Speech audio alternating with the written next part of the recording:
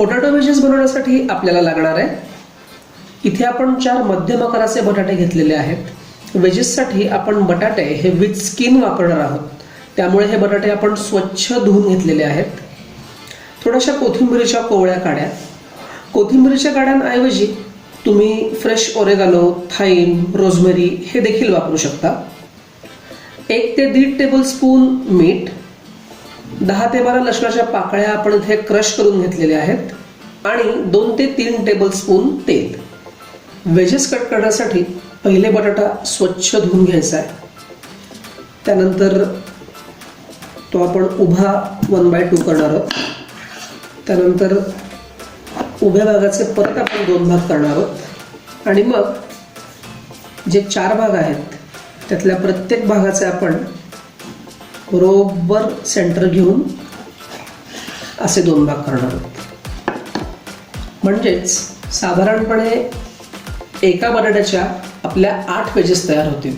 तर अशा प्रकारे आपण आता सगळ्या बटाट्यांच्या वेजेस कट करून घेऊयात. बटाट्याचे वेजेस किंवा फ्रेंच फ्राईज बनवताना बटाटा हा नेहमी आतून पांढऱ्या रंगाचा असेल असाच घ्यायचा आहे. जो आपण चिप्ससाठी वगैरे वापरतो तो बटाटा आपण इथे वापरणार आहोत.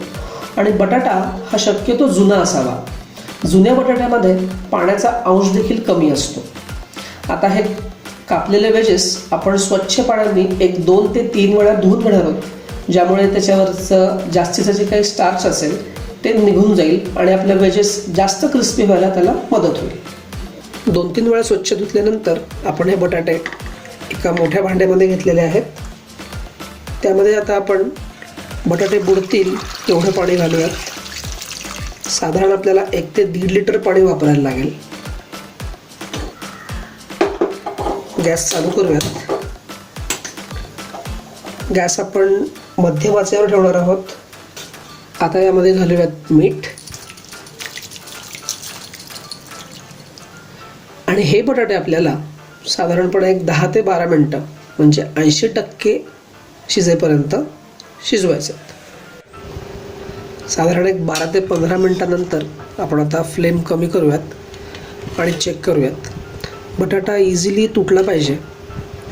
तो आपल्याला 60 ते 80% शिजवायचा आहे. बघा बटाटा इझिली तुटतो आहे. येस, आतून पण झाला आहे.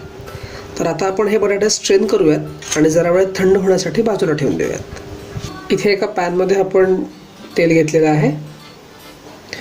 गॅस आपण मध्यम आचेवर ठेवलेला आहे. त्यामध्ये आता आपण लसूण घालूयात. हलकंसं परतून घ्यायचं आहे. लसूण आपल्याला अजिबात जळून द्यायचा नाही आहे. तसं छान फ्लेवर आपल्याला या तेलामध्ये हवा आहे. आता त्यामध्ये घालूयात कोथिंबीरीच्या कोवळ्या काड्या. फक्त तेल किंवा तेल आणि बटर हे तुम्ही मिक्स जरी घेतलं तरीसुद्धा चालणार आहे. साधारण 2-3 मिनिट परतल्यानंतर लसूण ब्राऊन व्हायला लागेल तेव्हाच आपण गॅस बंद करणार आहोत आणि हे तेल आपण शिजवलेल्या बटाट्यांमध्ये स्ट्रेन करणार आहोत. हे आता आपण छान मिक्स करून घेऊयात. आता आपण वेजेस शॅलो फ्राय करून घेऊयात. त्यासाठी इथे एक मी पॅन घेतलेला आहे. गॅस आपण मध्यम आचेवर ठेवलेला आहे. त्यावर आपण या वेजेस नीट व्यवस्थित प्लेस करणार आहोत आणि आता या दोन्ही बाजूने गोल्डन ब्राऊन होईपर्यंत आपण शॅलो फ्राय करणार आहोत. साधारण 8 ते 10 मिनिटानंतर आपण चेक करूयात. याला एका साईडने छान गोल्डन कलर आला आहे. आता आपण हे टर्न करूयात. आपले वेजेस दुसऱ्या बाजूनेही व्यवस्थित झाले आहेत. आता आपण ते जरा वेळ उभे करून ठेवूयात म्हणजे त्याला खालून मस्त हीट मिळेल. 1-2 मिनिटानंतर आपण गॅस बंद करूयात आणि हे वेजेस एका बाउलमध्ये ट्रान्सफर करूयात. आणि अशाच प्रकारे आपण बाकीचे सगळे वेजेस शॅलो फ्राय करून घेऊयात.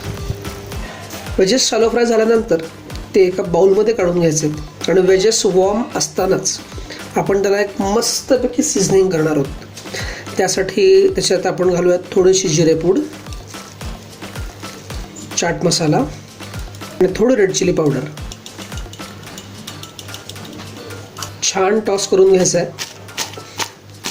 इथे आपण हे सीझनिंग वापरलं आहे, पण जर तुमच्याकडे पेरी पेरी सीझनिंग किंवा मिंट पावडरमध्ये कुठलं सिझनिंग अवेलेबल असेल तर तुम्ही तेही टाकू शकता. आणि आपले पोटॅटो वेजेस सर्व करण्यासाठी तयार आहेत.